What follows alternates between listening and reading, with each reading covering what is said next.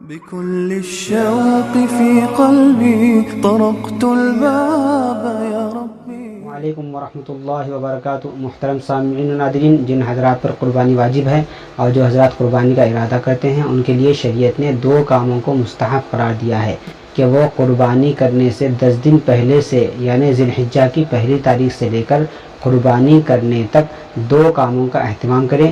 ایک یہ کہ وہ اپنے ناخن نہ تراشے، اور دوسرا یہ کہ وہ اپنے سر کے اور بغل کے اور زناف کے بال نہ کاٹے.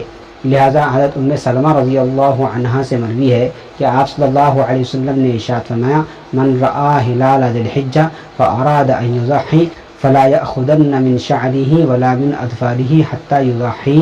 یعنی اللہ کے نبی ارشاد فرماتے ہیں کہ جس شخص نے ذی الحجہ کا چاند دیکھا اور اس کا ارادہ قربانی کرنے کا ہو تو اس کو چاہیے کہ وہ اپنے بال اور ناخن نہ کاٹے یہاں تک کہ اپنی قربانی سے فارغ ہو جائے. اس حدیث کو سامنے رکھ کر فقہاء کرام نے ارشاد فرمایا کہ یہ عمل مستحب ہے کہ قربانی کرنے والا اپنے بال اور ناخن کو 10 دن تک نہ کاٹے. لیکن یہ ایک مستحب عمل ہے. مستحب عمل کو مستحب سمجھنا چاہیے کہ بعض لوگ یہ سمجھتے ہیں کہ یہ انتہائی ضروری امر ہے، اگر یہ عمل نہ کیا جائے تو پھر قربانی قبول نہیں ہوگی. ایسا ہرگز نہیں ہے. یہ ایک مستحب عمل ہے. اگر کوئی کریں گے تو پھر ان کو اس کا ثواب ملے گا. اگر کسی سے یہ عمل نہ ہو سکے اور یہ احتیاط نہ ہو سکے اور وہ نہ جاننے کی صورت میں یا کسی اور عذر کی بنیاد پر اپنے ناخن کاٹ لے یا بال کٹوا دے تو اس کی وجہ سے قربانی میں کسی قسم کا کوئی فرق نہیں پڑے گا. قربانی بالکل صحیح ہو جائے گی. اس سلسلے میں ایک اہم بات یہ بھی ذہن میں رہے کہ یہ مستحب عمل اس وقت کیا جائے گا جب کہ بال اور ناخن کاٹ کر 40 دن یا اس سے زیادہ کا وقت نہ ہوا ہو. اگر 40 دن ہو رہے ہیں اور اس سے زیادہ کا وقت ہو رہا ہے تو پھر ایسی صورت میں اس مستحب حکم پر عمل کرنے کے بجائے ضروری یہ ہے کہ بال اور ناخن تراش لے اور اس کی صفائی کر لے. یہ انتہائی ضروری کام ہے. اب ہم یہ جانتے ہیں کہ قربانی کرنے سے بال اور ناخن نہ کاٹنے کا کیا تعلق ہے اور اس حکم کے دینے میں اللہ کی کیا حکمت ہے. فقہاء کرام نے اس کی 2 حکمتیں بیان فرمائی ہیں.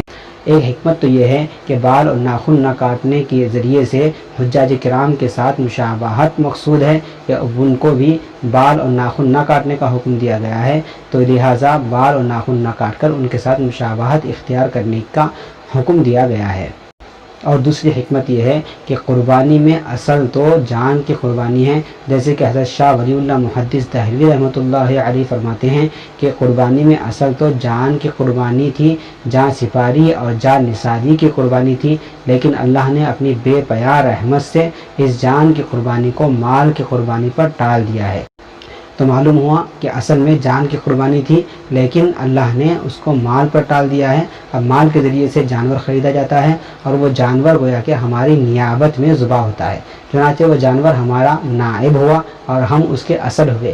اس لیے فقہاء کرام فرماتے ہیں کہ جب نائب متعین ہوا تو پھر اس کے اصل کو بھی متعین ہو جانا چاہیے کہ اس جیسے نائب کے اندر اور اس بکرے کے اندر کسی قسم کا کوئی عیب پیدا نہ ہو، کسی قسم کا کوئی نقص پیدا نہ ہو، تو اس کے اصل کے اندر بھی کسی قسم کی کوئی کمی پیدا نہ ہو. اس واسطے بال اور ناخن کے کاٹنے سے منع کیا گیا ہے تاکہ نائب اور اصل ایک سا رہے تا وقت کہ قربانی نہ ہو جائے. قربانی ہونے کے بعد چونکہ نائب اپنے اصل کی جگہ پر ذبح ہو چکا ہے اور قربان ہو چکا ہے، اب جا کر قربانی کرنے کے بعد ناخن اور بال کاٹنے کی اجازت دی گئی ہے. یہ ایک مستحب عمل ہے، اس پر عمل کرنا چاہیے تاکہ زیادہ سے زیادہ ثواب حاصل ہو جائے. للشوق في قلبي طرقت الباب يا رب.